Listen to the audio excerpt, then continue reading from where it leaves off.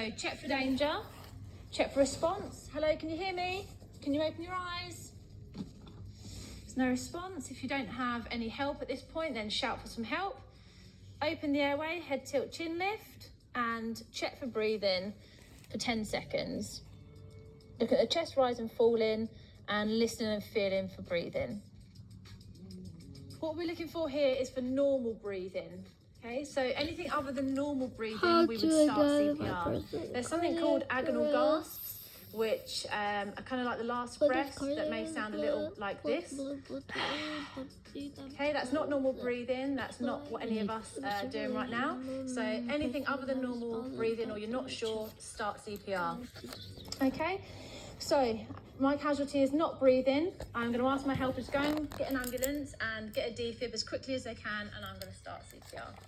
So we're just going to try and buy some time for them by pumping on the chest and doing the breaths if you feel confident to do so. Okay, there might be a reason why you might not want to do the breaths if there's any blood or sick or anything like that, and that's fine. Just wait until the body mask, or just do continuous chest compressions. Okay, so I've checked for breathing, I've sent off for an ambulance and a defib. I'm now going to start CPR. So I'm going to place my hand right in the centre of the chest, right on the breastbone. So heel of my hand right in the centre. Okay. The other hand is going to come over, and I'm going to link fingers. And I'm just going to try and put pressure right on the breastbone, not on any of this part of the chest. A couple of pointers to make the compressions a little bit easier for yourself, but also the most effective for your casualty. Make sure that you place yourself as close to your casualty as possible. When you're placing your hand, make sure it is the heel of your hand right in the centre of the chest, a couple of centimetres above the bottom of the breastbone. Other hand's going to come over and link fingers. You're going to bring your shoulders in line with the rest of your arm. Okay, so you're above your casualty. Lock your elbows and then just come straight down on the chest. Make sure you fully release on the chest when you're doing your compressions, but don't come off the chest. We don't want to be bouncing. So I'm going to push down 5 to 6 centimetres. Push it down, push it down, real good. 1, 2, 3, 4, 5, 6, 7, 8, 9, 10, I got you doing. CPR, the mannequin. Today I am so ready. So that's 30 compressions, and that's at a rate of about 2 per second, so between 100 to 120 per minute. After those 30 compressions, without delay, we need to do some breaths. So head tilt, chin lift again, but this time we need to pinch the nose to get a good seal, because we're going to blow in the mouth. So put your mouth around theirs. Do one breath, come away, take a breath yourself, and then do a second breath. As you can see, the chest is rising. If you're not sure if the chest has rose or if you think it was unsuccessful, just try those 2 attempts and make sure you've got a good seal when the head tilt, chin lift is applied. Don't continue to keep putting those breaths in to make up for ones that are missed, because you could be there all day if there's a blockage or something else wrong. After those 2 breaths, straight back into your 30 compressions. Is having a cardiac arrest. Let's start doing chest compressions now. Are you breathing? All the time you took the time to and then your 2 breaths. your hands into CPR. And you can continue to do that at a rate of 30 compressions to 2 breaths until your AED comes or the ambulance comes. The only reason you would stop CPR is if you were really exhausted and there was no one else that could take over, you would have to stop. If the casualty was to come to, which obviously we would hope would be the case, or if the paramedics tell you to stop when they do arrive. Okay, so remember, check for danger, check for response, make sure you've got some help. Open the airway, check for breathing. If they're not breathing, ask for an ambulance and a defib to come back to you as quickly as possible, and start CPR by doing 30 compressions at a depth of 5 to 6 centimetres and a rate of 100 to 120 per minute, and then your 2 rescue breaths followed by your 30 compressions to 2 rescue breaths, and just continue that. Okay, so when you're doing CPR, there may be a couple of problems that might arise. So just so that you're prepared for them, I'll let you know. One of them is the possibility of breaking a rib. Okay, if you do break a rib, please try not to worry. It is at the bottom of our priorities. Breathing is first. Just make sure your hands are right in the centre of the chest. and continue to do what you're doing at the correct depth. Don't change the depth of your compressions. Okay, another couple of things that might happen is the casualty might be sick. Don't worry about that. Just turn your casualty away from you, allow them to be sick, drain away, come back, check for breathing, and then carry on CPR if they're still not breathing. Yeah, you need medical assistance. I'm here to show you what to do if you see someone suddenly collapse and they don't seem to be responsive. First step, we're going to ensure that there is no danger. Then we're going to check for response from the person. We're going to ask them a few questions and we might actually even pinch their shoulders to see if they'll respond. Hello, can you hear me? What's your name? Squeeze my hands. This person is not responsive. So the next step is to send for help. The number in Australia to call emergency services is 000. At this stage, I would also encourage, as soon as bystander support arrives, for them to locate the nearest defibrillator and get that over to us as soon as possible. Next, we're going to check the person's airway. We're going to tilt their head back, open up their airway, and check if there's anything obstructing. No obstructions, we're going to check if this person is breathing. So we're going to look over the person's chest, and what we're looking for is that normal, gentle rise that our chest does when we're breathing. We're going to listen for any sign of normal breathing, and we can also feel that chest for any sign of breathing. The person is not responsive and they are not breathing, or they're not breathing normally. So we need to start CPR.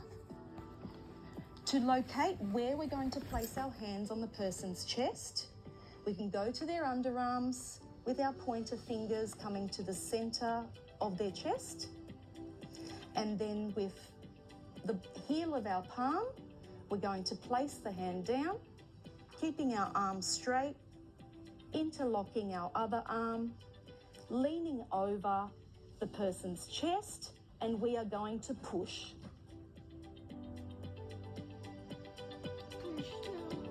Now we're actually going to push hard and fast. We're going to push about 1/3 of that person's depth of their chest, and we're going to also allow for that chest to rise back to its normal position. Now we're pushing at a beat of about 100 to 120 compressions a minute.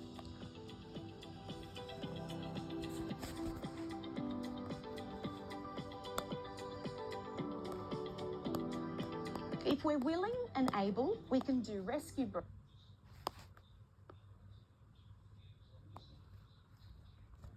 If the warranty on the used car you're considering doesn't last long, what's that say about the car? Yeah. Hyundai certified.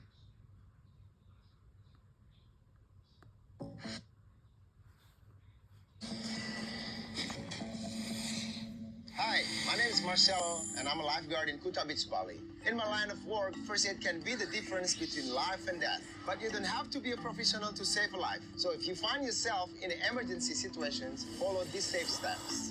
CPR is a technique used when someone's breathing or heartbeat has stopped. The first 10 minutes are critical. Call the emergency services and begin hands-only CPR. First, lay the person with their face up, tilt their head back, and check if they are breathing. If they aren't, place one hand over the other in the center of the chest. Keep your elbows straight and position your shoulders above the heel of your hands. Using your upper body weight, push down hard, 2 pumps a second, 2 inches deep. For children, use one hand only. Don't perform mouth to mouth unless properly trained. If you find yourself in the right place at the right time, be prepared to save a life and follow these safe steps. For more life-saving advice, visit safesteps.com.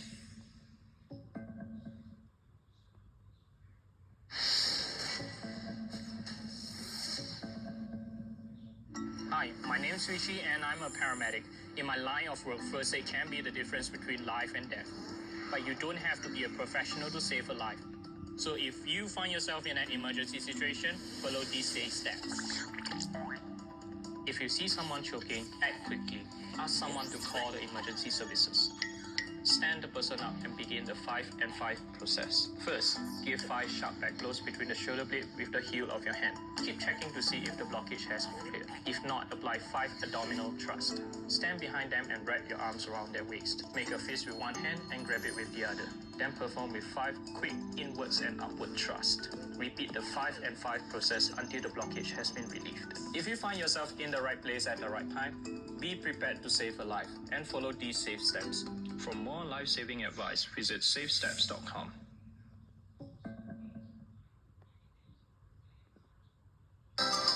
Nagbabalik po ang salamat, Doc. Ligtas ang may alam. O, di ba? Kapag may inatake po sa puso, sa loob ng bahay, importante na alam po natin ang tamang CPR. At ito po ang ituturo sa atin ni Dr. Orlando Mugarin at syempre si Dr. Francis Labapi, ang hands-only CPR.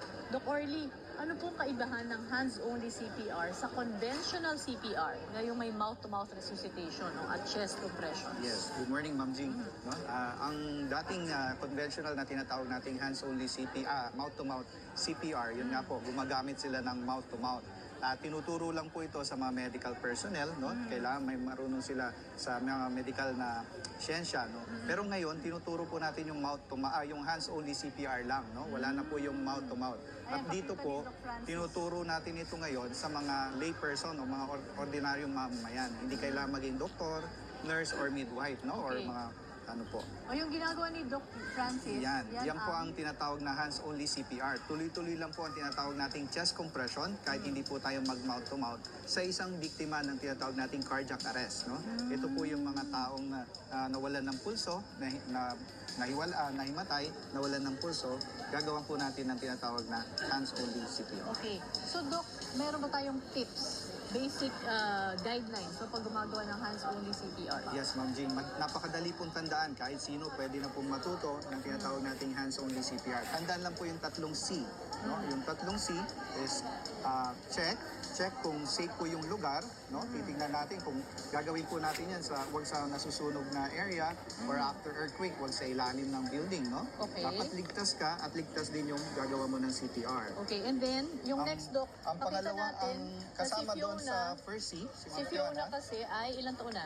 10 po. 10 years old. Yes. Okay. So para makita lang po ng ating mga kapamilya na kahit bata, Doc, no, kayang gumawa nitong hands-only CPR. Yes, ma'am. So si Fiona, i-demo niya yung iba ninyong tips, no? Yes. So sa paggagawa pa rin ng hands-only CPR, i-check natin kung conscious yung pasyente o yung biktima, no? So itatap natin yung shoulder, Okay. no? Sasabihin mo, kuya, okay ka lang? Kuya, okay ka Bakit lang? importante yan, Doc? Kailangan ma-check natin kung talagang nag-arrest yung pasyente o yung biktima. Baka mamaya natulog lang o baka lasing lang, no? O may senyales pa rin ng buhay, no? Okay. So hindi naman kailangan gawin kagad Okay, yung next. CPR. Pangalawang C, yung tinatawag nating call. Call for help, no? Gamit ang cellphone o kaya yung mga tao na nakapaligid, sabihan lang natin na tumawag ng tulong. No? Importante dyan, sabihin mo yung lugar, nasaan ka, at kung pwede, magpadala ng AED, lalo na sa mga rescue team. No? And then the third C is what we call yung tinatawag nating chest compression. No? Okay. Yan na po yung hands-only CPR. Ayan. So paglalapat natin yung dalawang kamay, no? Paano yan? Paano malalaman sa nilalapat? Ilalapat natin yan basta sa gitna ng dibdib, no? Gitna ng Sa gitna ng dibdib ng biktima, no? Dapat diretso ang braso. Kukunin mo ang lakas sa iyong balikat, no? At ibidiin mo ang kanyang dibdib, o tinatawag na chest compression. Mabilis po siya, 100 to 120 beats per minute, no? Okay, so demo natin, Doc. So, 1, 2, 3, 4, 5, 6, 7, 8, 9, 10, 1, 2, 3, 4, 5, 6, 7, 8, Ilang beses yan, Doc? 10. So tuloy-tuloy po yan na ginagawa. Titigil lang pag sobrang pagod na, nandyan na po ang rescuer, or may signs na ng buhay yung ating nire-rescue. Okay, Doc, gaano ka-importante na ang mga miyembro ng pamilya ay marunong gumawa nitong hands-only CPR? Meron tayo ditong mommy, meron tayong kuya, and of Oh, the puppies are loose. Need to get home in a hurry? Time for sport mode. The Oakland Fire Department with heavy hearts today after one of their own drowned during a trip to Southern California. Ariane Makovic on how he's being remembered today. And yeah, guys, he was just 25 years old in San Diego for what was supposed to be a fun trip. It was the firefighters' Olympics when he drowned early this morning.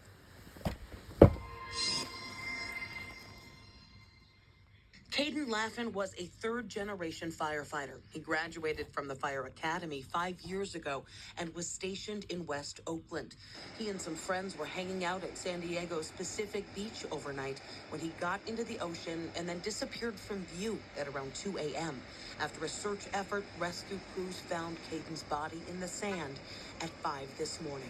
It's a tremendous loss, one that we're still grappling and trying to get our arms around.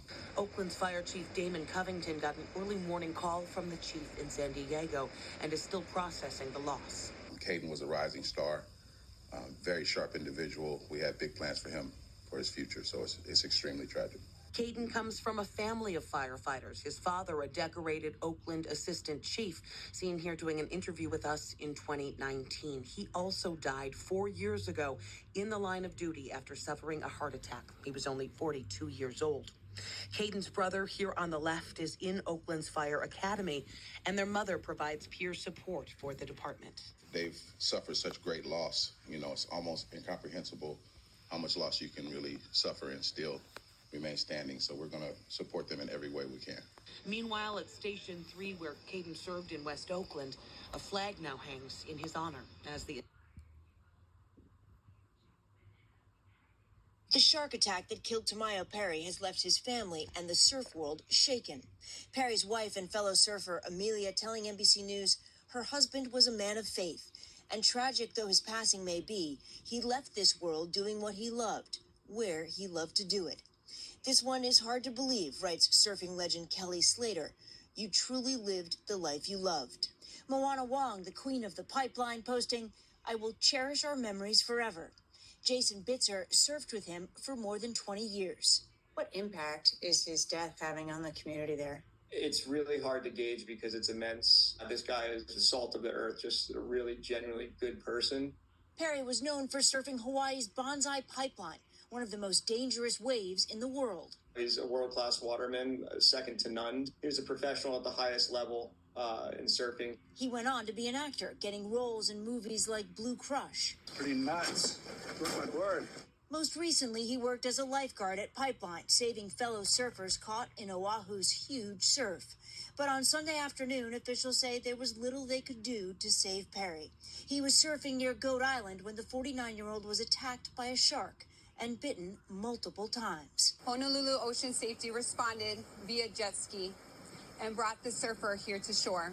Shark attacks are rare in Hawaii, averaging nearly 8 a year. There have been only 6 fatalities in the last decade. Worldwide, the number of shark attacks increased in 2023, 69 unprovoked attacks, according to the University of Florida. 10 of those attacks were fatal. It's their world. It's a very rare occurrence. He surfed the same waters thousands and thousands of times, and, you know, these things do happen. But Bitzer says that for Perry, the risk was always worth it. He was doing what he loved, and he was surfing at a spot that he grew up and cherished since childhood. That's such a sad story. What do we know about what led up to this attack, Steph? So a shark researcher in Hawaii said they have been seeing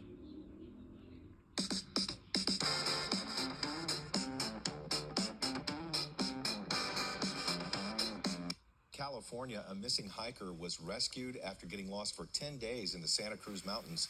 The 34-year-old man was only going for a 3-hour hike when he disappeared. Felix Cortez has his story of survival. But I didn't bring anything because I thought I was doing a 3-hour hike to go to work. Lost in the woods for 9 nights and 10 days. Shirtless with only a flashlight and folding scissors. It would be more than a week before the raggedy-looking hiker would be found. So I kind of just hiked. Some nights, although I just had to trust God that he was going to be okay. And that was hard to do some nights when we would go to bed at night because I would worry about where he was. There, I want a burrito and a taco bowl. That's him down, and McClish was escorted out of a remote canyon, reunited with family. Met a lot of people because I... Let's sing a song.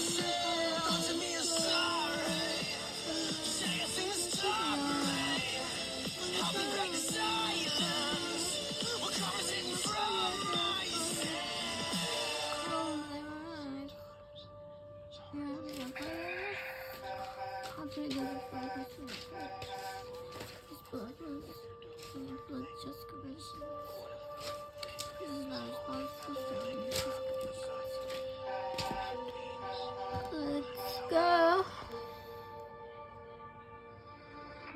Give me a way to reach inside and find the peace I've drifted as I decay.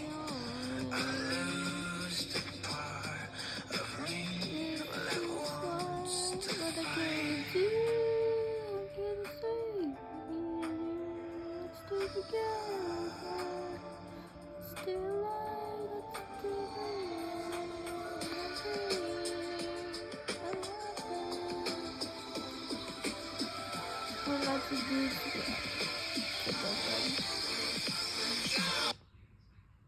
Friends, soon Joe will